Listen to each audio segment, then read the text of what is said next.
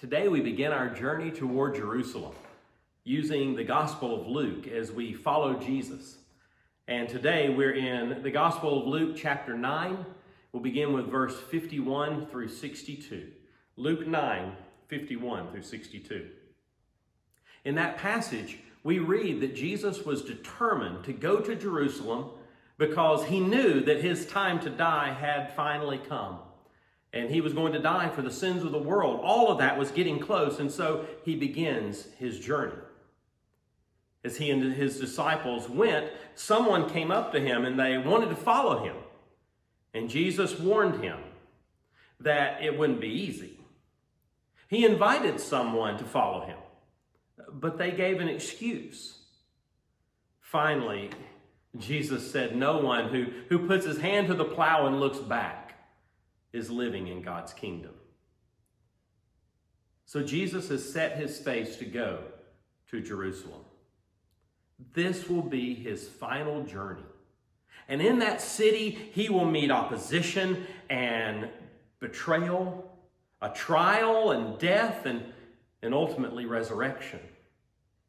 The next 10 chapters of Luke's gospel are full of statements like that he is going and they are following and he is along the road. That's because he's constantly in motion. These chapters record more than just the journey. In these chapters, Jesus is continually teaching about discipleship, what it really means, what it really looks like. And Jesus is constantly showing his disciples and us how we should live and what it looks like to follow him. One message that always stands out to me from this passage is that the work of proclaiming the kingdom, of living in the kingdom, of being a disciple, that requires single-minded devotion. And as he has already told his disciples, it sometimes requires self-denial even. On this part of the journey, Jesus encounters this enthusiastic follower who says he wants to follow Jesus anywhere, anytime. I wonder if he really understood where Jesus was going. Jesus is going to Jerusalem to die. The 12 don't seem to understand it, but I doubt this guy does either. The next two people, they want to follow, but first they need to fulfill some family obligations.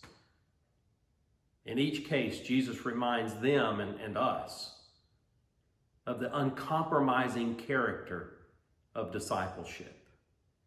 He's not laying down some new command like that you can't own anything or be his disciple. He's not overturning any kind of commandment like the one that says that we should honor our father and mother. No. Instead, Jesus is just saying that if we are going to follow him, then we have to make him a priority. And sometimes that's going to involve hard choices. God may not call all of us to make the sacrifices of homes or stuff, but he does call all of us to put him first.